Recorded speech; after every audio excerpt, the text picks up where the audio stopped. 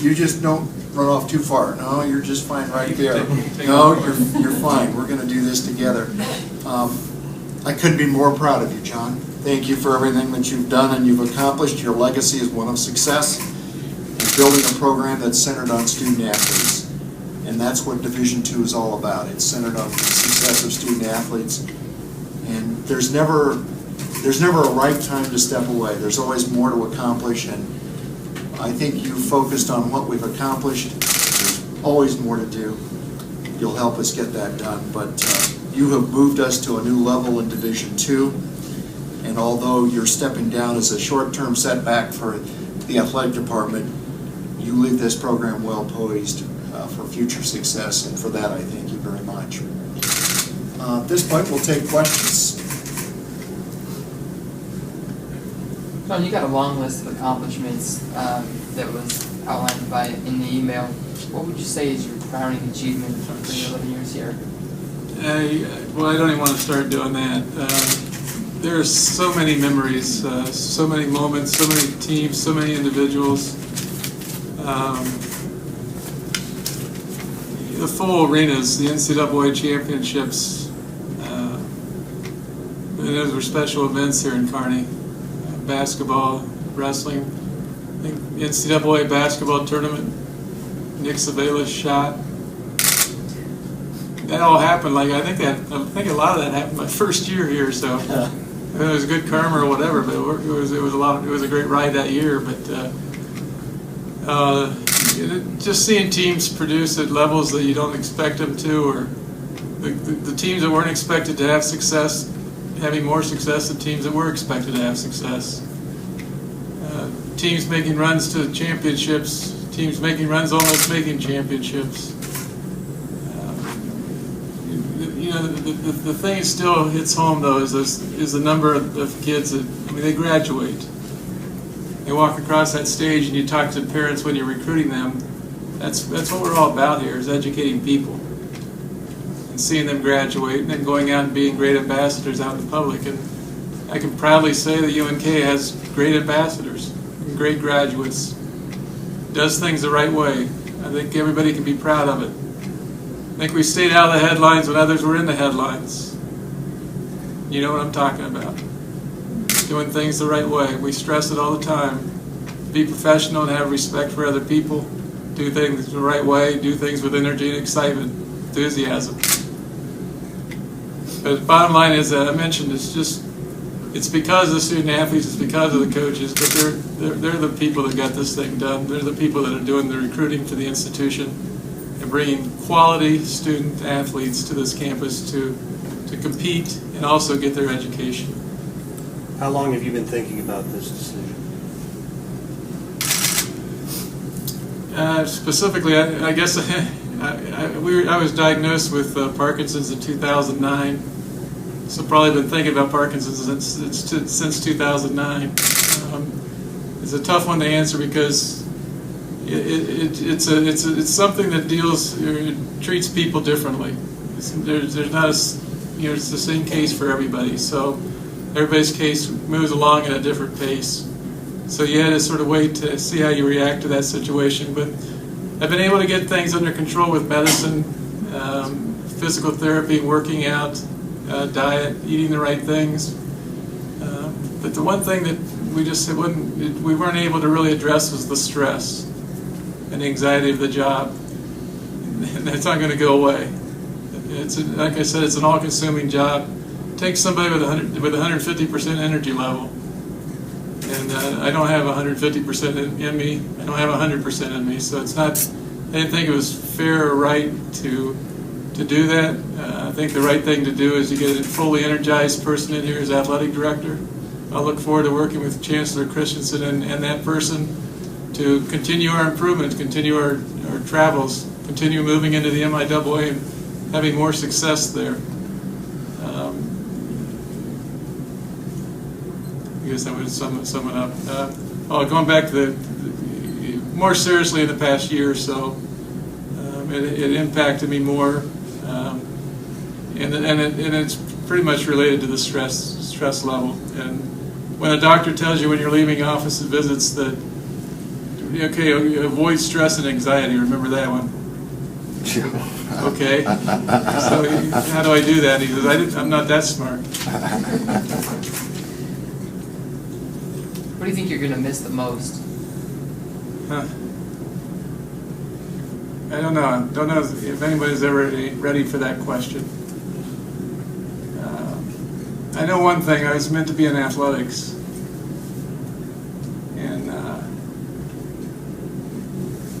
this is my problem. I looked at people out in the audience. There's your answer, the staff, the coaches, relationships. That's a good question. But it's the people. It's the people you miss. It's the experiences. It's a lot of hours, a lot of time, a lot of behind-the-scenes stuff that goes into this. But it's not glory for everybody. You enjoy the successes and you live with them through the failures and the tough times, and try to take a positive attitude out of there. Every experience, coaches probably get tired of hearing me tell them to keep doing a good job, keep working hard. Things will happen to good people. Good things will happen to you. Stay positive. Man alive, they say, okay, I'll do that if I can just stop losing a game or two. It's tough. Jon, how did you find you've only had to make a move maybe once or twice in 11 years as far as a coach. There's so much success. How do you find the right person? Was there one kind of substantial, one key in finding and hiring coaches? I'm a big character person. I think it's important to me to hear that my coach is going to do it the right way, is going to recruit good student athletes, and they're going to graduate, and they're going to have a successful experience here in intercollegiate athletics. So, wins and losses are obviously noted and they're important, but they honestly are not the bottom line, and especially the Division II level. I spent 20 years of my life at Division I and saw the business and the financial pressures and all the other things that were associated with the D1 programs and what they face on a daily basis from a stress and anxiety level. You want to talk about a stress and anxiety level, you might want to check that out for a few days, for a few months at a Division I level. They got some serious pressures on their plate. But I don't want to start naming coaches either, because you don't get them all named. But I mentioned Coach Kropp. He is UNK. He is Nebraska Kearney. It's people like Tom Kropp leading the program that we need. We need to remember that. He's doing it the right way. He's making some tough decisions about personnel. I support him in that because he stayed to his principles, his morals, and he wants to do the things the professional way, the right way, and to help the kid out. That's the bottom line. Helping the young men and women grow up, feel better about themselves, go out and be successful in whatever they do, with some confidence that they did things the right way when they were at school. If the coach isn't supporting that, we're not getting better as an institution, as an athletic department. Doug, a quick question for you. You mentioned a national search for Jon's replacement. What are going to be some of the characteristics or some of the strong points you're looking from a candidate, and what will be their top priority, the first thing that maybe is going to be on the burner for the next athletic director? Well, clearly as we go forward looking for an athletic director, some of the values that Jon just stated, character, doing it the right way, we want to make sure that we attract an athletic director to this program that's not going to change the genuine fundamental values of the University of Nebraska Kearney. That's going to be one of the top priorities. This will be an attractive job. I'm very confident we're going to get some good candidates. And so there's going to be a series of difficult choices to make from that group. But I think their number one priority as they come into the program is to assess the strong fundamental values here of student athletes. We want to fit. we want somebody who's not going to come in and basically reshape this institution, because this is a good institution. We want somebody that's going to be a good partner in that, and I think we'll find that. How do you weigh the national search against maybe those that are already on staff that will be applying for this job? Well, there is no favorite here. There is no predestined successor. This is going to be a national search for a reason. There's a lot of good qualified candidates from all walks of life for all areas of athletics. That includes local and national, and they're all going to have a fair shot at that. John, back to you. We've had a nice run for the football team as of late, but do you think that this community, the money will be there for a continued amount of time? And not just for football, but for the entire athletics department? That's an interesting question with several different angles on it.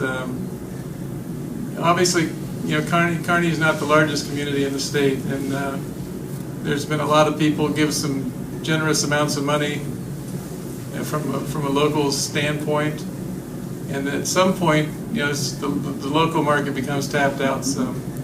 So, we've expanded it. We had an Omaha fundraising event last week, trying to rally 5,000 alumni in that area to help us with this. Their money is as good as the money is here in Kearney. They just haven't been asked like the people in Kearney have been asked. And so, that's one of the challenges. We're not that far away. If everybody talks about 3-8 in football, pretty close to 6-5, pretty close to 7-4. We had teams beat if we had just in some positions had more people who were there. The basketball seasons, between injuries and close games and two buzzer beaters, I can't imagine the luck going any worse this past year. I didn't even get into the injury situation with football this past year. We're not that far from being competitive. We've improved the standing of the scholarships in football. We continue to work with the rest of the sports to do the same thing, build their budgets up to where they need to be competitive. Because that's what we promised that we would do with them, and we're going to stand by that. But they know they're involved in the fundraising process, and that'll be something that we need to build our base of. Broaden our horizon a little bit from the fundraising standpoint, so we're not just asking people in Kearney for support. There's a lot of good people all over the state of Nebraska that would be step forward, but we need to ask them. Well, I think you have to feel you leave this job a better place than when you found it. I mean, there's been a lot of stuff accomplished while you've been here. Well, I certainly hope so. I think. Interesting time when you start talking about your legacy, because I didn't do any of this stuff. I didn't win championships. I didn't recruit the young. I helped recruit, I guess, but they brought the young men and women in that won the championships. The coaches are the one that spend the hours in the gym, in the weight room. People on this campus do work in recruiting and admissions and scholarship support. It's a genuine team effort to get things done. So I get a little embarrassed privately to talk about my successes because they're not mine. It's our successes. It's UNK successes. It's Nebraska Kearney successes. Kearney State successes. Doesn't make any difference. This place can grow on them like it's grown on me in 11 years.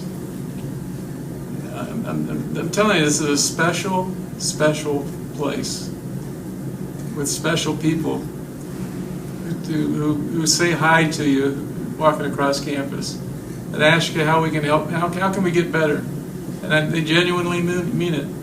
It's a good place with good people, and it does good work. We'll continue to do that with me as athletic director or with me not as athletic director. We got to keep reaching out to those people, but